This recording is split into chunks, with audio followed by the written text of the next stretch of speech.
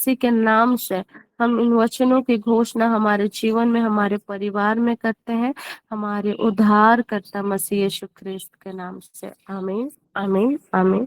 तो सबों को जय यीशु, प्रेज द लॉर्ड। यीशु सा है, जय मसीह के मेरे प्रियो। अब ये समय है और प्रभु की महिमा का समय। यदि आप में से किन्हीं के पास टेस्टिमनी है तो आप सब शेयर कर सकते हैं। आप सब आमंत्रित हैं, कोई भी जिनको अगुवाई हो रही हो। मैं रांची से जेनेभियस बाड़ा नामकुम में रहता हूँ। रांची नामकुम में इतवार 12 जुलाई की बात है, करीब 8:30 बजे मेरी मिसेस की दीदी जो रांची में हम लोग के साथ रहती थी, वो बहुत दिन से बीमार थी और बेड रिडन पेशेंट थी। उसके बेड सोर हो गए थे, ये बटक में और पीठ में, और काफी दिन से वो बहुत ही शारीरिक कष्ट में थी। हम लोग करीब 1 साल तक अल्टरनेट डे में एक कंपाउंडर को बुलाते थे और उसका ट्रीटमेंट के लिए, और वो आता था और उसको अच्छी तरह से मलहम पट्टी करता था, दवा देता था, और कभी कभी पानी सब चढ़ाते थे। और लेकिन 12 तारीख के एतवार के दिन करीब 8, 8:30 बजे के आसपास उनका देहांत हो गया। और हम लोग डॉक्टर को फिर बुलाए, डॉक्टर उसको देखा, कंपाउंडर भी आया और हमारे अगल बगल के बहुत लोग आए। और तुरंत मैं प्रार्थना में जुड़ गया, जिसे भाई वीरेंद्र ने हमें सिखाया था कि किसी के प्रार्थना के लिए किसी को बोलने की जरूरत नहीं है, आप अपने प्रार्थना कर सकते हैं। मैं प्रार्थना करना शुरू किया और तुरंत हमारे लिए जाने के लिए एम्बुलेंस और गाड़ियों का जुगाड़ हो गया। हम सबको खबर किए, गांव तरफ भी खबर किए, और हम लोग करीब 1:30 बजे के आसपास रांची से सब कोई निकल गए घर, और वहाँ करीब 5 बजे के आसपास फादर को बुलाया गया था। मिसा पूजा किया और करीब आधा घंटा 45 मिनट के बाद में वो मेरी जेठ सास का दफन क्रिया हो गया। और दफन क्रिया के बाद जो सामाजिक कार्यक्रम था, हल्दी पकड़ना, विनती प्रार्थना करना और चाय पानी, और जो दूर से आए थे उनके लिए खाना पीना का भी प्रबंध था, तो खाना पीना करके सब चले गए।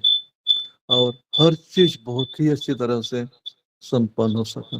और मैं वहां से अपने घर करीब 3-4 किलोमीटर और आगे है ससुराल से, वहां गया और हम लोग कल सवेरे वहां से रांची नामकुम वापस आए और सब कुछ सही सलामत आए।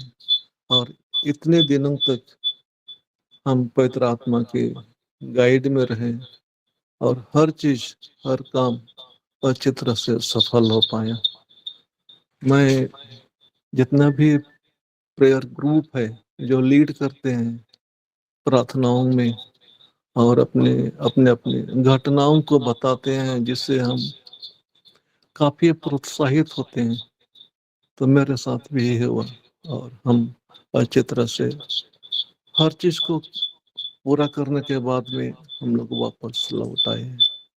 इतने दिनों तक मैं प्रेयर ग्रुप में जुड़ नहीं पाया, क्योंकि मेरा घर ऐसी जगह में है जहाँ पर टावर का प्रॉब्लम है, और आज मैं आप लोगों के साथ जुड़ पाया हूँ। ईश्वर को धन्यवाद हो कि मैं अच्छी तरह से हर चीज को कर पाया। Thank you. और ग्लोरी टू गॉड। सचमुच में जब हम प्रभु के छत्र छाया में रहते हैं तो प्रभु हर एक कार्यों को सफल करता है और सचमुच में प्रभु की बहुत बहुत महिमा हो। हम आपकी गवाही से हम सब आशीषित है। God bless you sir. और किन्हीं के पास कोई टेस्टिमनी है तो आप शेयर कर सकते हैं। हेलो, मैं हजारीबाग से सोनी एक्का बोल रही हूँ। मेरी भी कल की घटना है। मैं अभी सोराय पेंटिंग में कुछ ऐसे ही वर्कशॉप कर रहे हैं, तो अभी मेला लगा हुआ है। तो हम लोग को डेली रात हो जा रहा है। कल हम लोग 8:30 पहुंचे। पहुंचने के बाद मैं जिस जगह सेंटर है वहां पहुंची और मेरे बेटे को मैं बुलाई का आओ लेने आओ, मैं बोली। उसके बाद मैं आई और जैसे मैं गली हम लोग अंदर घुसते हैं, टर्न करते हैं, वहां पर एकदम हम लोग का गाड़ी एकदम स्लिप कर गया और दोनों हम लोग मोटरसाइकिल से गिर गए। मेरा बेटा मेरे ऊपर गिर गया, मैं नीचे गिर गई। अब मैं अपने सिर को बचाने के लिए दाएं बाएं में कुछ खोज रही हूँ कि कुछ पकड़ के मैं अपने रोकूंगी अपने शरीर को बोल के, लेकिन कुछ भी नहीं मिला। लेकिन फिर भी मैं हाथ से रोकी और एकदम कॉर्नर में था। एक तरफ ईंटा पूरा था और खंभा था, लेकिन प्रभु की कृपा इतनी बड़ी है कि कल हम दोनों को एक भी खरोच नहीं आया। इतना बड़ा कल दुर्घटना हो सकता था, लेकिन कुछ भी नहीं आया। थोड़ा सा खाली मुझे पीठ में लगा, हल्का फुल्का दर्द है, लेकिन मैं एकदम ठीक हूँ। एकदम एक जरा भी खरोच नहीं आया। और हम लोग प्रभु की छत्र छाया को जब हम लोग बोलते हैं, तो मैं प्रभु को मैं धन्यवाद दी कि प्रभु जैसे तूने कहा है, क्योंकि मैं तुम्हें अपने पंखों से ढक के रखूंगा और तुम्हें अपने हथेलियों पे उठा के रखूंगा। यह वचन मुझे याद आया और मैं उस वचन को बोल करके मैं प्रभु को धन्यवाद दी। उसके बाद में आए और खाना खाना वाना बना के खाए। उसके बाद में खा के मैं बैठी और मेरा बेटा खा ही रहा था टेबल पे, और एकदम सीढ़ी पास एकदम करेंट सांप सीढ़ी तरफ से निकल रहा है। एकदम कैसे मेरा नजर एकदम सांप पे चला गया। कल दोबारा वो दुर्घटना हम लोग के साथ होता है, लेकिन वह प्रभु की ही कृपा थी कि हम लोग पुनः दोबारा बच गए दो दो घटना कल होने से। और मैं क्या करूंगी बोल के एकदम सोच रही हूँ कि कैसे मेरे नजर उस सांप पे पड़ गया। उसके बाद में मेरा बहनोई रहता है, वो बोला दीदी तो के कैसन दिखला एकदम, तो के वो सांप बोल करके बोल रहा है। तो फिर वो कहीं भी घुस सकता था। इधर हम लोग खा रहे हैं और इधर हम लोग का बेडरूम है, हो सकता है धीरे धीरे बेड तरफ आता, लेकिन एकदम मेरा नजर पड़ गया सांप में। फिर सांप सांप बोले, फिर सब कोई आ करके उसको देखे और टोचा के तब तक सीढ़ी तरफ एकदम जाने लगा। उसके बाद फिर मेरे हस्बैंड उसको मारे। तो बहुत बड़े दुर्घटना से कल हम लोग बचे दो दो बार। ईश्वर की कृपा अपने छत्र छाया में हमें रखा और सही में हमें अपने हथेलियों में उठा के रखा था। हमें कोई भी दुर्घटना नहीं होने दिया, बहुत बड़ा दुर्घटना से बचाया। इसके लिए मैं बहुत बहुत धन्यवाद देती हूँ प्रभु को और आप लोगों को भी, कि आप लोगों के द्वारा ही हम लोग जो प्रार्थना करते हैं वो आप लोग से ही सीखते हैं। इसीलिए आप सबों को बहुत बहुत धन्यवाद देती हूँ। प्रभु की स्तुति हो, प्रभु की महिमा हो। धन्यवाद, यही मेरी गवाही है। All glory to God. हम मैम की गवाही से हम सब आशीषित हैं। सचमुच में परमेश्वर बहुत महान है और सचमुच में जब भी हम प्रार्थना करते हैं तो वो हमें बहेलियों के जाल से, महामारी से और हर एक शत्रु से बचाते हैं। Thank you Jesus, thank you Holi spirit God. इसी तरह प्रभु आपको बहुत तायत से उठाता चला जाए। God bless you ma'am. Hello. Yes ma'am. हाँ, मैं भी एक छोटी सी गवाही देना चाहती हूँ। मैं जितटोली से हूँ। सिमडेगा डायसिस पड़ता है। सब हमको जय यीशु। कल की घटना है और एग्जाम चल रहा था। कल पहला ही दिन था, मेरे बेटे का एग्जाम था। तो 12 बजे 1 घंटा पहले निकला था। आधा घंटा टाइम लगता है सोच के, और गूगल करके वो ट्रेनिंग एग्जाम सेंटर जा रहा था, लेकिन गूगल भी काम नहीं किया और वह भटक रहा था। और टाइम तो पार होने जैसा ही था। 1 घंटा से ज्यादा 1.5 घंटा लग गया, लेकिन 1 बजे 1 बजे तो नहीं पहुंचा, परंतु 1:30 बजे पहुंचा। और उस पहुंचने के लिए एक व्यक्ति उसको मिला जो अपने ही जैसा कपड़ा पहना था, और वो भी जा रहा होगा कह के उसके पीछे पीछे गया और उसी से पूछा कि वो सेंटर कहाँ है। तो वो तो नहीं जानने वाला था, वो भी पढ़ ही रहा है लेकिन उस विभाग में नहीं था, लेकिन अपना घर जा रहा था। उसने उसको जिस जगह पहुंचना था वहां पहुंचा दिया और एग्जाम से वंचित होने से बच गया। वह कम ही समय में लिखा लेकिन वहां पहुंच गया। ईश्वर को मैं बहुत बहुत धन्यवाद देती हूँ। आप सबों को भी प्रार्थना करने के लिए हम सबों को सिखाते हैं। सवेरे ही मैंने उसे निस्सा पूजा के दौरान समर्पित कर दिया था। प्रभु आप ही उनकी अगुवाई कीजिए, पवित्र आत्मा से भर दीजिए। लेट ही सही लेकिन सेंटर पहुंच गया। ईश्वर को बहुत बहुत धन्यवाद। आप सबों को भी प्रार्थना के लिए धन्यवाद। जय यीशु। और ग्लोरी टू गॉड। हम मैरी मैम के गवाही से आशीषित है। प्रभु इसी तरह और भी बहुत आयत से आपको, आपके परिवार को ऊंचा उठाता चले जाए और भी पवित्र आत्मा से भरते चले जाए। God bless you ma'am. Thank you Jesus, thank you Holi spirit God. Hallelujah, आमीन। तो आइए मेरे प्रियो, ये समय है जीवित वचनों का समय। तो मैं इस समय प्रभु के दास prophet Virendra Samuel Kujur sir को आमंत्रित करती हूँ आगे के सेशन के लिए। Over to you prophet.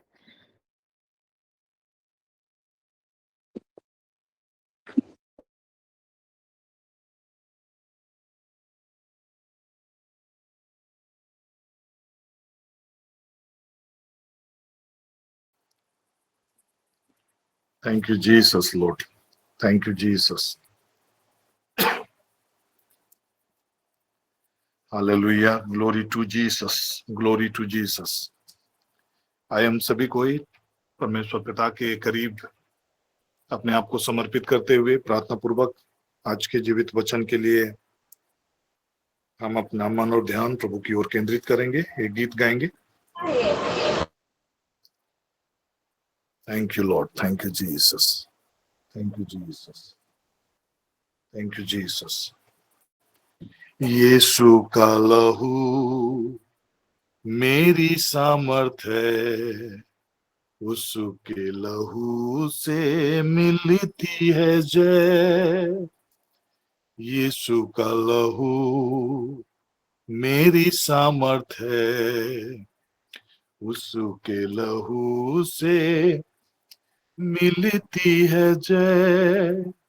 Kalvari की छांव में रहता हूं मैं, पाप का हर दाग लहू से धुलता है। कलवरी की छांव में रहता हूं मैं, पाप का हर दाग लहू से धुलता है। यीशु का लहू मेरी सामर्थ है, उसके लहू से मिलती है जय। यीशु का लहू मेरी सामर्थ है, उसके लहू से मिलती है जय। कलवरी की छांव में रहता हूं मैं, पाप का हर दाग लहू से धुलता है। कलवरी की छांव में रहता हूं मैं, पाप का हर दाग लहू से धुलता है। पहला यूहन्ना 1:7 का वचन लिखता है, उसके पुत्र यीशु का लहू हमें सब पापों से शुद्ध करता है। उसके पुत्र यीशु का लहू हमें सब पापों से शुद्ध करता है। और एक वचन हम लोग सुनेंगे जो प्रकाशित वाक्य में है, प्रकाशना ग्रंथ में है, अध्याय 1 पद संख्या 5 का अंतिम लाइन। वह हमसे प्रेम रखता है और उसने अपने लहू के द्वारा हमें पापों से छुड़ाया है। वह हमसे प्रेम रखता है और उसने अपने लहू के द्वारा हमें पापों से छुड़ाया है। Thank you Jesus Lord. Father God, right now यीशु के नाम से पिता हम आपके करीब आते हैं और मसीह यीशु के लहू के जरिए प्रभु आपसे दया की याचना करते हैं प्रभु। हर एक के मन और हृदय में प्रभु मसीह यीशु के लहू के छिड़काव के जरिए प्रभु आपके जीवित वचन को ग्रहण करने की अनुग्रह और आशीष को यीशु के नाम से पिता हम ओपन करते हैं। पिता हम आपका धन्यवाद करते हैं। आज जो भी बातें हम सीखेंगे प्रभु जी, उसके जरिए हम और अधिक आपसे जुड़ सकें पिता, और आपके दया के दायरे में रहकर हम अपने जीवन को व्यतीत कर सकें प्रभु। हम आपका धन्यवाद करते हैं पिता। वचन कहता है कि मसीह यीशु के क्रूस पर बहे हुए लहू के जरिए प्रभु आपने सब कुछ का, चाहे वह स्वर्ग में हो या पृथ्वी पर, अपने साथ मेल कराया पिता। हम आपका धन्यवाद करते हैं फादर गॉड, यीशु के नाम से, यीशु के लहू के जरिए प्रभु हम आपके अनुग्रही सिंहासन के करीब आकर धन्यवादी हृदय के साथ प्रभु आपके आशीषों का वारिश ठहराए जाने के लिए पिता हम आपका धन्यवाद करते हैं। सारा आदर, महिमा, गौरव, प्रशंसा प्रभु हम आपको देते हैं और ये प्रार्थना करते हैं उद्धारकर्ता मसीह यीशु के नाम से, आमीन। आज जो बातें मैं आपके बीच में रखने जा रहा हूं और ये पूरे वीक जो बातें हम सीखने जा रहे हैं वो बहुत ही गंभीर है और बहुत सारी बंधनें जो आज भी अगर हमारे लाइफ में कार्य कर रहा हो, उन सारे बंधनों को आप टूटते हुए देखेंगे। और बहुत सारी चीजें जो डेमोनिक पोर्टल्स या डेमोनिक गेटवेज हम लोग बोल सकते हैं, जो खिड़कियां या दरवाजे जो दुष्टता के लिए जाने अनजाने में हम खोल कर रखे हैं, जिसके जरिए वे हमारे जीवन में दखल करते हैं या फिर हमारे जीवन में हस्तक्षेप करते हैं, फिर जिसके जरिए वे लीगल ग्राउंड उन्हें मिलता है ना, कि वे हमारे जीवन पर काम कर सके। उन सारी चीजों को हम लोग सीखने जा रहे हैं। तो आज जो बातें मैं आपके बीच में रखने जा रहा हूं वह है ब्लड है ना, लहू का रहस्य के बारे में। और जब हम बाइबल में सुनेंगे कि क्यों लहू इतना इंपॉर्टेंट है, कई बार हम लहू के बारे में सुनते हैं तो अनायास ही हमारे अंदर में एक प्रकार का डर, भय, और उसके बारे में हम सुनना नहीं चाहते। चाहे कोई लहू अगर कहीं गिरा हुआ है तो बहुत लोग उसको देखकर घबराने लगते हैं, डरने लगते हैं या फेंट हो जाते हैं। मतलब जहां लहू का बात सुन के ही लोग घबराने लगते हैं, है ना, इतना खतरनाक, इतना डेंजरस वो हमें दिखाई देता है। और जहां भी कई लोग असहज हो जाते हैं। और साइंटिफिकली अगर आप देखेंगे, ब्लड का डिस्क्रिप्शंस देखेंगे, तो ब्लड बहुत ही एसेंशियल एलिमेंट है कहना चाहिए, या एक बहुत ही इंपॉर्टेंट कंपोनेंट है जो हमारा लाइफ को संचालित करता है। अगर आप पूरे बॉडी पार्ट्स को देखेंगे तो पूरे बॉडी पार्ट्स में हमारा जितना भी जो बॉडी पार्ट्स हैं वो स्थिर है। केवल ब्लड ही है जो कि वो स्थिर नहीं है, मतलब एक जगह से दूसरे जगह वो संचारित होता है और उसी में जीवन कैरी होता है ना। ब्लड के जरिए ही पूरे बॉडी में जीवन होता है, जीवन का संचार होता है, और उसी के जरिए ब्लड सेल्स के जरिए ही हमारे डिफरेंट बॉडी पार्ट्स में आपके जो जितने भी जो फूड के जो भी न्यूट्रिएंट्स हैं या फिर जो भी ऑक्सीजन्स हैं वो कैरी होता है।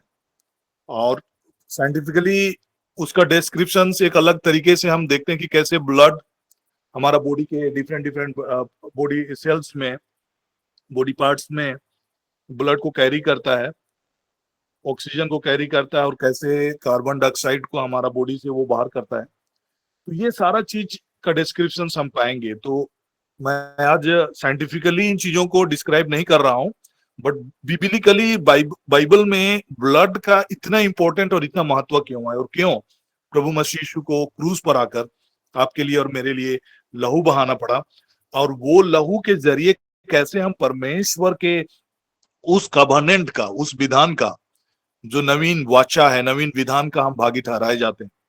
और इसलिए पार्टेकिंग ऑफ यूखरिस्टीय बलिदान में हम क्यों प्रभु मसीह यीशु के शरीर को या फिर उसके ब्लड को हम अपने जीवन में ग्रहण करते हैं, उसकी बहुत रहस्य है और उसका एक डीप मीनिंग है। कैसे हम उसके जीवन के साथ हम कनेक्ट होते हैं, है ना, मसीही जीवन के साथ हमारा कनेक्शन होता है। और प्रभु मसीह यीशु अपना शरीर और रक्त को हमें ऑफर करते हैं, दैट मीन्स एग्जैक्टली हम यीशु के लहू और उसके शरीर के जरिए इस पृथ्वी पर हम यीशु के जैसे ही जीवन जीने के लिए उस अनुग्रह और आशीष को हम पाते हैं। उसके रिप्रेजेंटेटिव को होकर इस पृथ्वी पर जीने के लिए हम उस चीज को, हम जब कभी भी हम उसमें यूखरिस्टी बलिदान में जब हम सहभागी होते हैं तो एग्जैक्टली हम जीसस को इस पृथ्वी पर रिप्रेजेंट करने के लिए उसके द्वारा वो अनुग्रह में हम चलते हैं। तो आज जो बातें मैं बताना चाह रहा हूँ, लाइक अगर हम थोड़ा सा देखेंगे तो लाइक ये बहुत ही बॉडी का बहुत इंपॉर्टेंट पार्ट है और इसमें करीब 4000 से भी ज्यादा कंपोनेंट्स होते हैं ब्लड में, लेकिन उसका जो 4 मेजर जो कंपोनेंट्स है वो है रेड ब्लड सेल्स, जो कि 40 to 50% ऑफ बॉडी ब्लड का पूरा जो पोर्शन है उसको वो रेड ब्लड सेल्स उसका पार्ट होता है। और उसमें करीब हीमोग्लोबिन जो 95% होते हैं रेड ब्लड सेल्स में, जो कि ऑक्सीजन को कैरी करता है और कार्बन डाइऑक्साइड को हमारा बॉडी से बाहर करता है। दूसरा जो एलिमेंट्स है वो है व्हाइट ब्लड सेल्स, जो कि बहुत ही कम मात्रा में होता है, 1% के करीब होता है, बट ये हमारा इम्यून सिस्टम को वो डेवलप, इम्यून सिस्टम को का वो टेक केयर करता है ना। उसी के जरिए जितने भी प्रकार के जो बैक्टीरिया होते हैं, है ना, वायरसेस होते हैं या फिर जो हमारे बॉडी के खिलाफ काम कर रहे होते हैं, उनसे वो फाइट करता है, व्हाइट ब्लड सेल्स।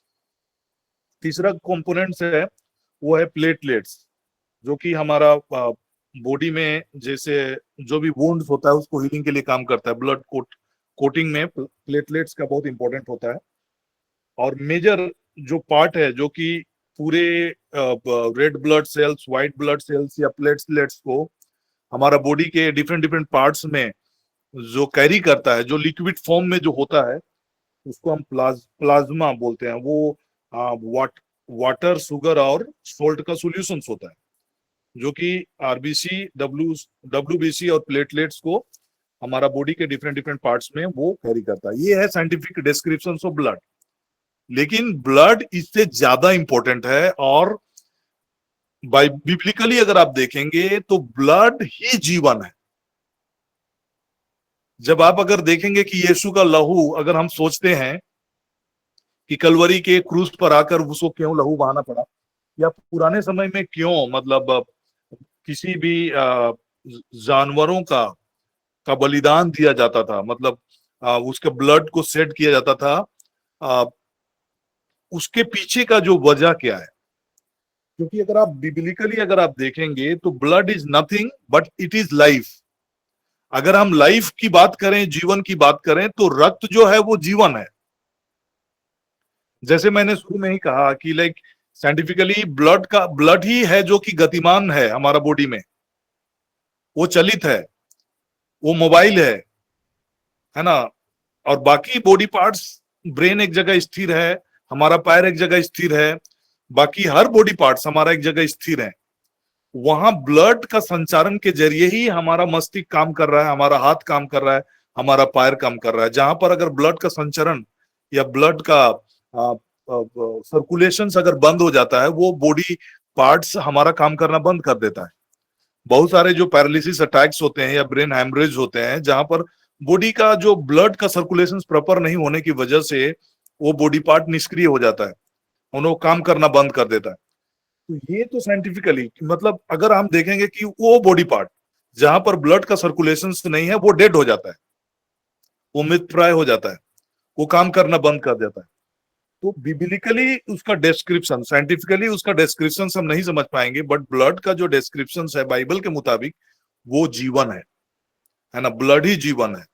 और किसी भी प्राणी का जीवन शक्ति जो होता है ना, वो ब्लड में होता है। अगर आप मेरे साथ खोलेंगे तो इसका इंपॉर्टेंस, ब्लड का इंपॉर्टेंस क्यों है, मैं आपको बताना चाह रहा हूं। क्योंकि यही ब्लड का जरिए आज कहीं ना कहीं डेमोनिक जो पोर्टल्स है ना हमारे लिए ओपन होता है, और कई बार हम एक प्रकार का कवर्नेंट में जाने अनजाने में कई बार जुड़ जाते हैं। और कई रीति से अगर आप देखेंगे कि किसी के लिए आप अगर प्रेयर कर रहे होंगे बट उनके लाइफ में आप इम्पैक्ट नहीं देखते हैं, मैं आगे बताने जा रहा हूं कि कैसे कैसे बहुत सारी चीजें हैं जो कि हमारे लाइफ में ब्लड कवर्नेंट जो होता है, जाने अनजाने में लोग डेमोनिक या डेमोनिक पोर्टल के साथ या डिमंस के साथ हमारा एक कवर्नेंट होता है, एक वाचा हो जाता है। और उसके जरिए क्या होता है कि demons are legally, they are they have right to हमारे लाइफ में इंटरफियर करने का, चाहे हमारे लाइफ को दखल देने का उनको वैधानिक अधिकार हो जाता है ना, थ्रू द ब्लड।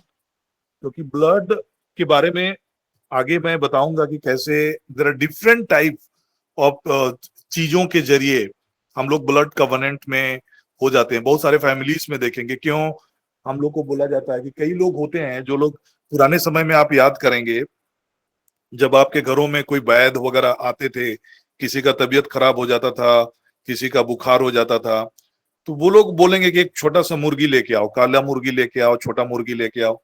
ऐसा करके वो लोग उस बीमारी से, चाहे उस बुखार से, चाहे जो भी होते थे उस समय, उस तरह के चीजों को लोग किया करते थे।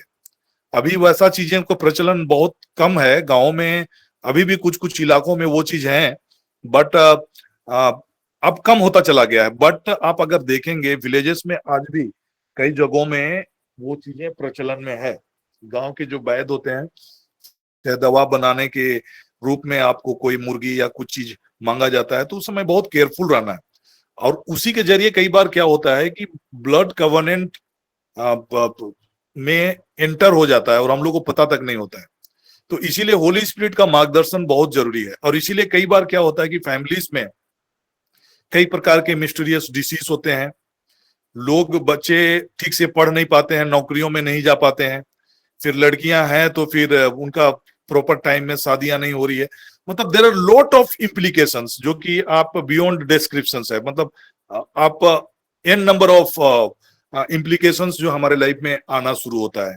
या फिर बहुत नशे में लोग रहेंगे और बहुत कम एज में, है ना, उनका डेथ हो जाएगा, है ना, 50 भी क्रॉस नहीं करेंगे, डेथ हो जाएगा। बहुत सारे एक्सीडेंटल डेथ हो जाएंगे। तो इस प्रकार की बहुत सारी चीजें है जो कि डेमोनिक पोर्टल्स के हमारे लाइफ में सक्रिय होने की वजह से हमारा लाइफ को इम्पैक्ट करता है। तो आज मैं इसलिए इन चीजों को बता रहा हूं ताकि कोई भी चीजें आपके लाइफ में इस प्रकार की चीजें दिख रही होती है, जैसे कि सिंपल सा डिफरेंट चीजें जिसके जरिए हम लोग ब्लड कवर्नेंट में घुस जाते हैं, उनके बारे में मैं बातें करूंगा। बट अभी जो बातें मैं आपको बताना चाह रहा हूं कि why blood is so important. And blood हमारे लाइफ का एक बहुत ही इम्पोर्टेंट चीज है। और वो कोई चीज नहीं बोलेंगे, बट वो जीवन है, अल्टीमेटली वो जीवन है।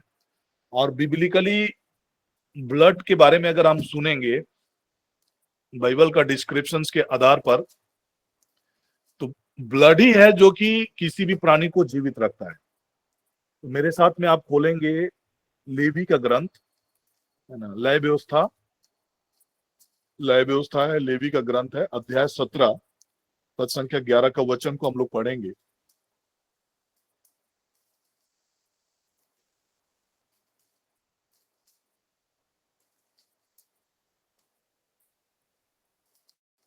लेवी का ग्रंथ लय व्यवस्था अध्याय 17 पद संख्या 11 का वचन।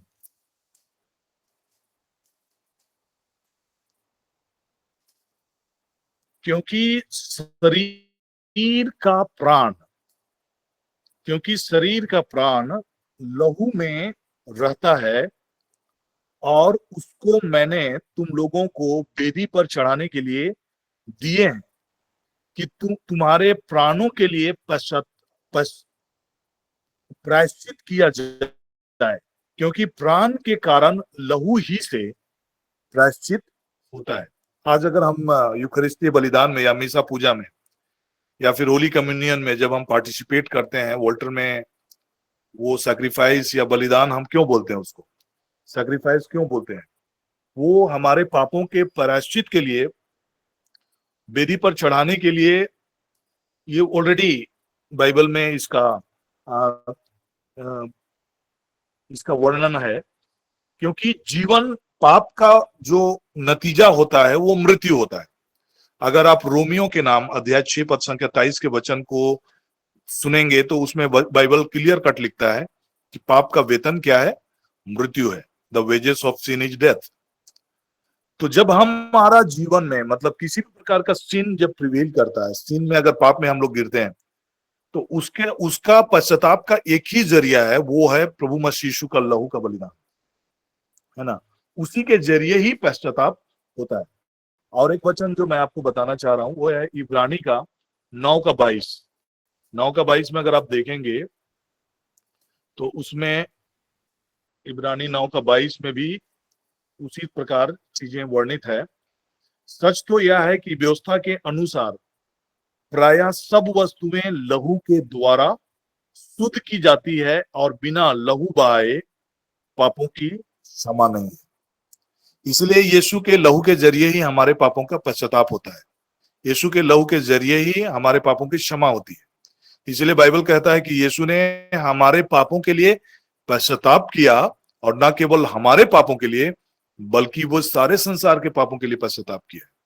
और यीशु के क्रूस पर बहे हुए लहू के द्वारा ही हमें पापों से क्षमा मिली है। रोमियो के नाम 3:25 का वचन अगर आप कामिल बुल के वर्जन में देखेंगे तो वहां लिखता है कि पिता ने चाहा, ईश्वर ने चाहा कि ईसा रक्त बहाकर हमारे पापों का पश्चाताप करे और हम विश्वास के द्वारा उसके फल को पाए।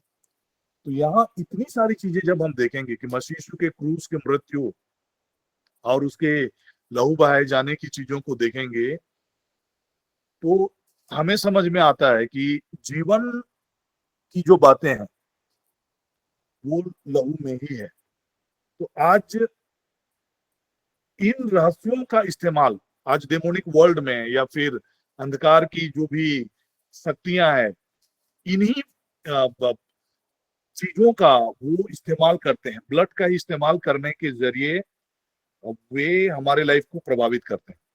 और इसीलिए ब्लड जो होता है उसमें हमारा प्राण का वो क्या बोलेंगे, प्राण को वो धारण करता है। किसी भी शरीर का जो प्राण लहू में रहता है, मतलब हमारा जो लाइफ है, प्राण बोलने मतलब लाइफ, वो लहू में रहता है। इसीलिए बाइबल का वचन में अगर आप देखेंगे कि कई जगह बाइबल में वर्णित है कि कोई भी लहू को नहीं ग्रहण करने के लिए, लहू को, ब्लड को नहीं खाना चाहिए। कई बार क्या होता है कि लोग जाने अनजाने में ब्लड को, जो मीट होते हैं, मीट के साथ में ब्लड को भी लोग खाते हैं, है ना। बट बिब्लिकली देखा जाए तो वो ब्लड को खाने के लिए बाइबल में मना किया गया है। क्यों? क्योंकि बाइबल जो ब्लड होता है ना वो मरता नहीं है ना। ब्लड जीवित होता है, उसमें जीवन होता है और वो मरता नहीं है। तो ब्लड इवन जब आदम और इसका मतलब हाबिल और काइन और हाबिल ने जब उसका अपना भाई का वध किया तो प्रभु ने उसको पूछा कि तुम्हारा भाई कहाँ है ना। तुम्हारा भाई का जो लहू है वो पुकार रहा है।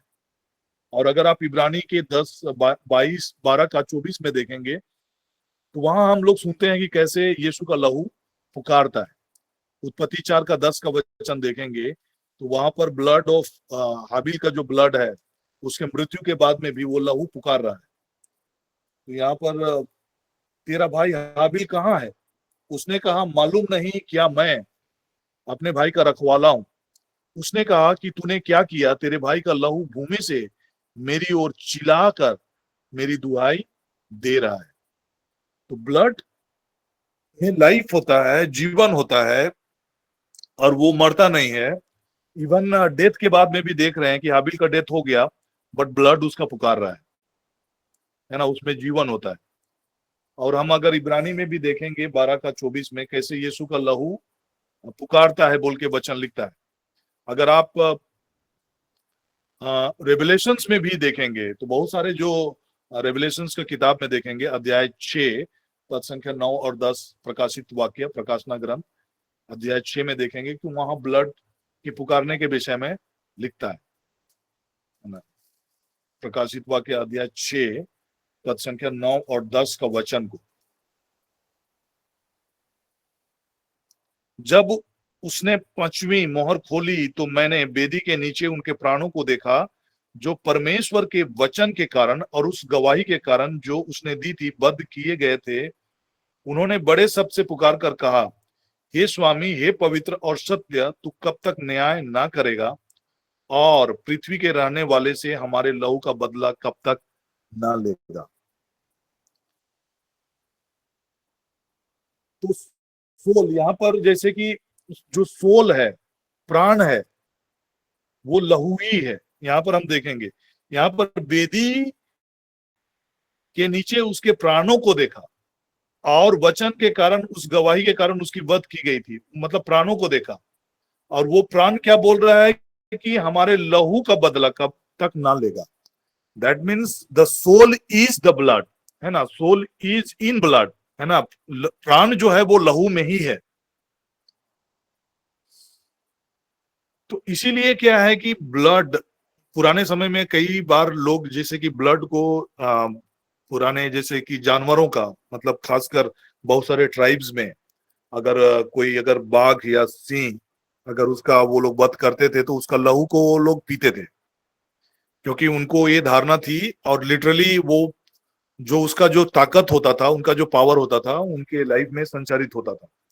और इवन पुराने समय में जो लड़ाइयां होती थी, जब वे शत्रुओं को मारते थे, अपने कोई जो शत्रु, सूरवीर शत्रुओं को मारते थे, तो उसका ब्लड को लोग ग्रहण करते थे। मतलब ये प्रैक्टिस पुराने समय में होता था। अभी क्या होता है कि डेमोनिक वर्ल्ड में, क्योंकि इसी के जरिए जो सोल टाई होते हैं, किसी का प्राण को गिरफ्त में रखने के लिए, किसी का प्राण को कब्जा में रखने के लिए, क्योंकि लहू में ही किसी का प्राण जो होता है वो लहू में होता है। इसलिए जब किसी के प्राण को या किसी के सोल को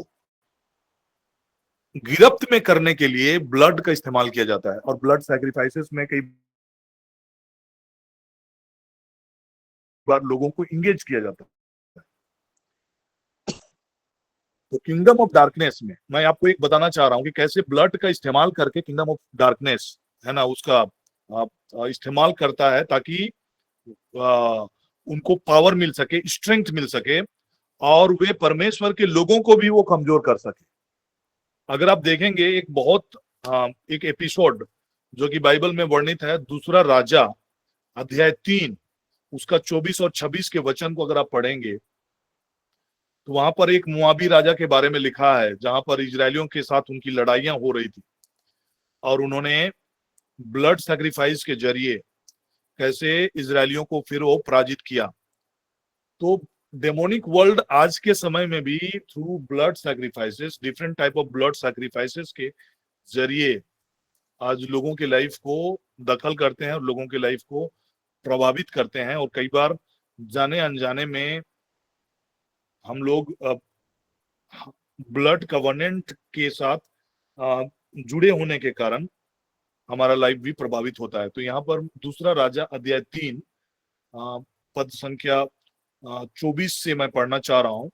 और जब वे इजरायलियों के छावनी के पास आए ही थे कि इजरायली उठकर मुआबियों को मारने लगे, और वे उसके सामने से भाग गए।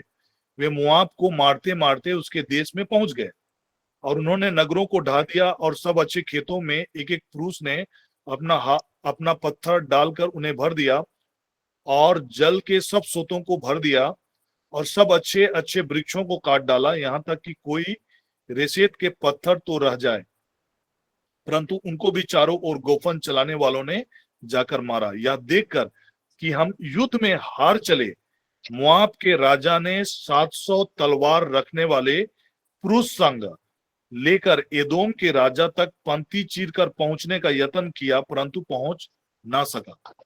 तब उसने अपने जेठे पुत्र को, जो उसके स्थान में राज्य करने वाला था, इसका मैं मेरी मैम प्लीज,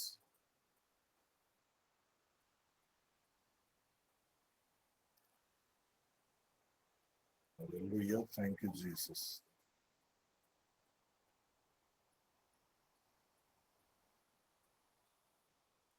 उसका जेठे पुत्र को, जो उसके स्थान में राज करने पर था, पकड़कर सारपना पर होम बलि चढ़ाया।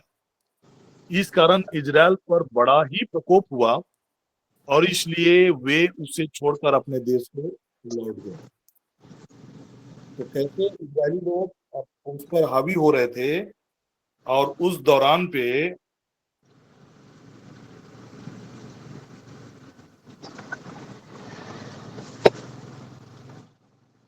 किसी का mic please. Hallelujah, thank you Jesus Lord, thank you Jesus, thank you Jesus, thank you Jesus, thank you Jesus, glory glory glory Lord.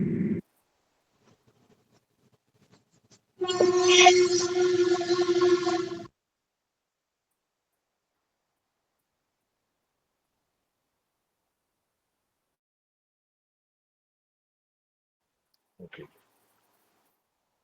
यहाँ पर हम क्या देख रहे हैं कि ब्लड सैक्रिफाइसेस की वजह से इजरायली जो उन पर हावी थे, उन पर जीत रहे थे, उनको पराजित कर रहे थे, वे उन पर एक बड़ा प्रकोप आ गया और वे उनको छोड़कर भाग गए। मतलब वे उन पर आप उतना प्रबल नहीं रह पाए उस सैक्रिफाइस की वजह से। तो ऐसे ही डेमोनिक पोर्टल्स आज के जरिए बहुतों के लाइफ को प्रभावित कर रहा है। थ्रू ब्लड सैक्रिफाइसेस वो लोग पावर गेन करते हैं। और खासकर अभी भी अन्य जातियों में देखेंगे तो ब्लड सैक्रिफाइसेस, वो लोग को अगर कुछ भी गेन होना होता है तो ब्लड सैक्रिफाइसेस कई जगह किया जाता है। कई जगह के जगहों पर इस तरह का ब्लड सैक्रिफाइसेस आज भी हो रहा है। तो डिमोनिक ऑल्टर्स उसके जरिए ही वो पावर को गेन करते हैं। तो आज मैं ब्लड सैक्रिफाइसेस के बारे में जो बातें आज बताना चाह रहा हूं, हम इसको डिटेल में और आगे भी देखेंगे। बट आज मेरा फोकस यही है कि कैसे ब्लड के जरिए मतलब कवनेंट कैसे मतलब बनाया जाता है, कैसे ओपन होता है, उसके बारे में मैं आपको बताना चाह रहा हूं।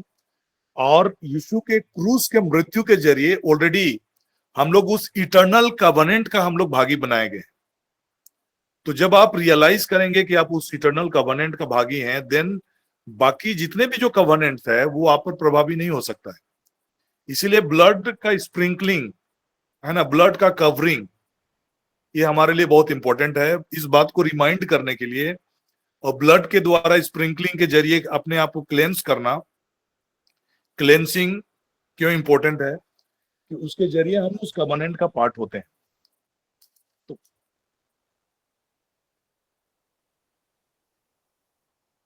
तो blood is the medium by which covenants are made within the spiritual realm. आत्मिक जगत में होता है ब्लड के जरिए ही वाचाएं या विधान या कवनेंट या एक प्रकार का स्पिरिचुअल एग्रीमेंट, समझौता किया जाता है। और ये कवनेंट कैसे होता है, अगर आप वर्ड कवनेंट को अगर उसका मीनिंग पे जाएंगे तो कवनेंट का मतलब होता है कट करना, मतलब थोड़ा सा कट करना, काटना। When covenants are made, animal और ह्यूमन बॉडी इज कट, है ना। जब कवनेंट बनाया जाता है तो किसी भी एनिमल का या जानवर का या मनुष्य का शरीर को काटा जाता है।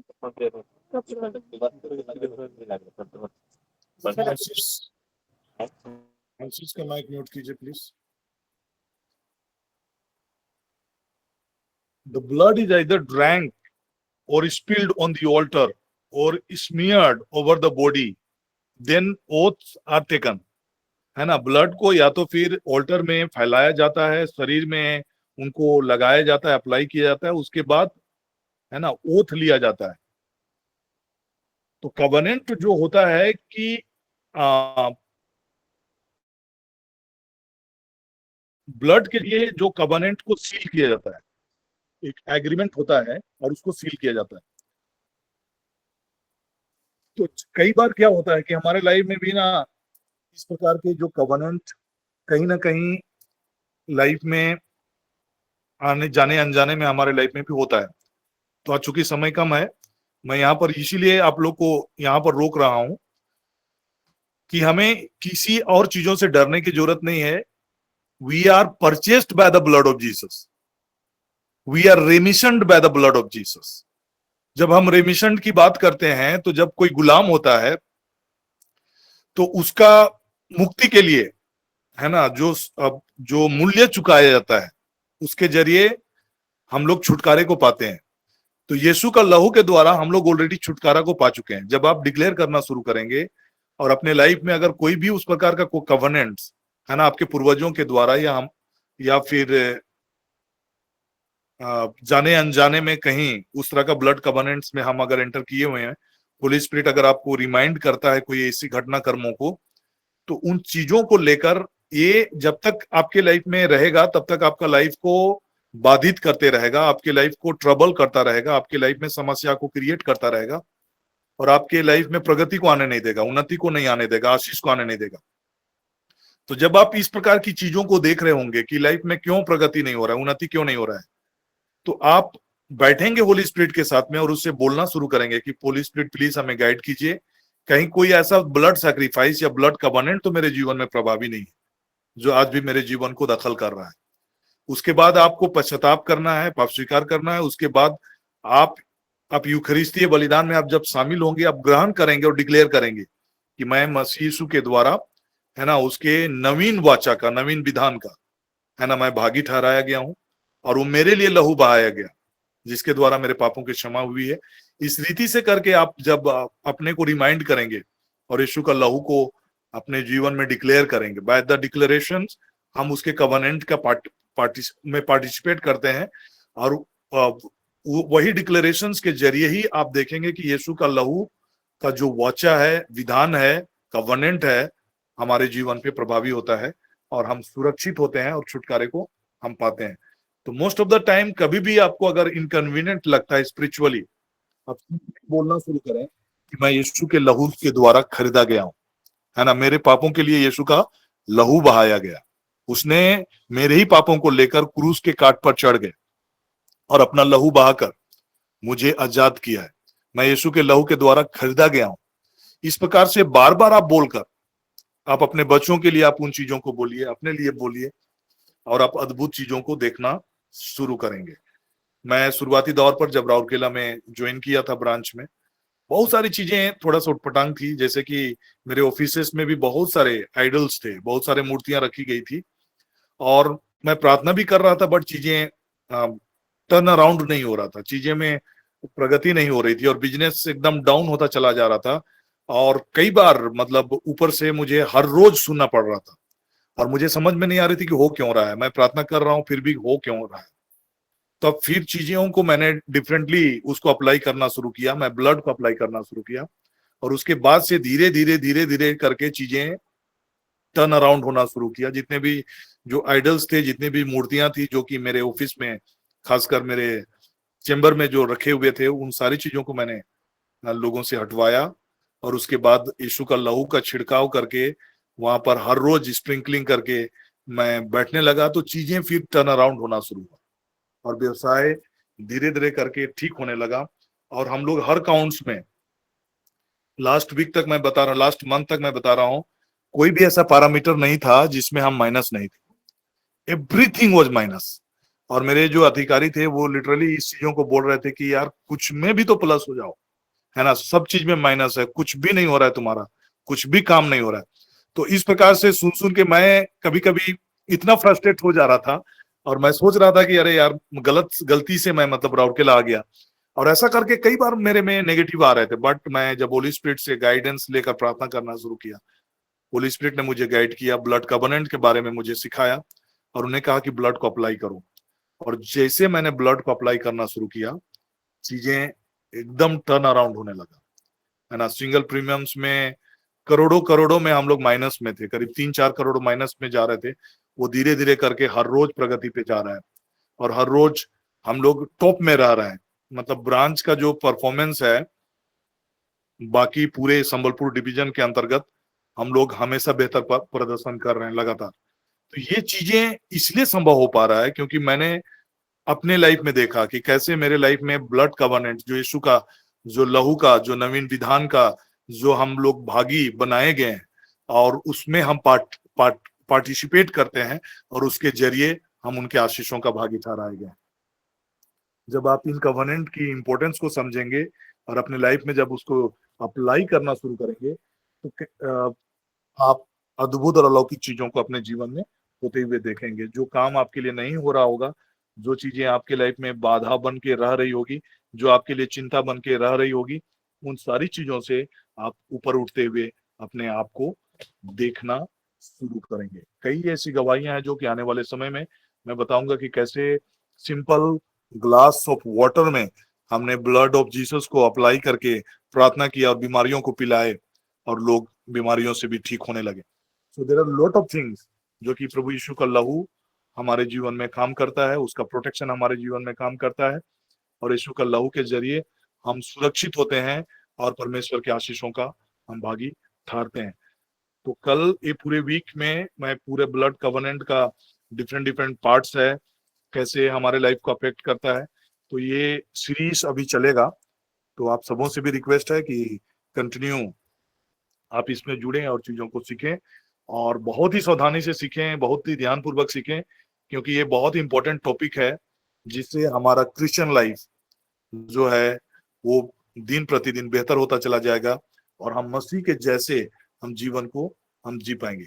तो आइए हम आशीष की प्रार्थना में जाएंगे। फादर जी से आग्रह है कि वे ब्लेसिंग की प्रार्थना में हमें अगुवाई करें। Thank you father.